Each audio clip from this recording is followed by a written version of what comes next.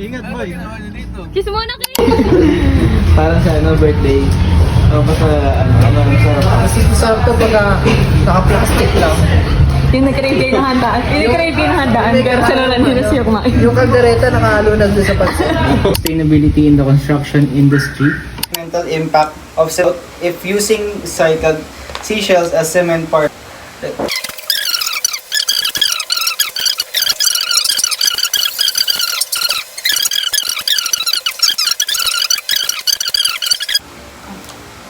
For the...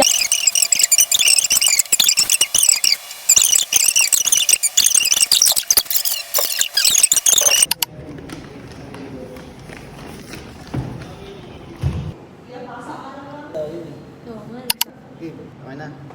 Sino ba? Ikaw ah. Give. Amen.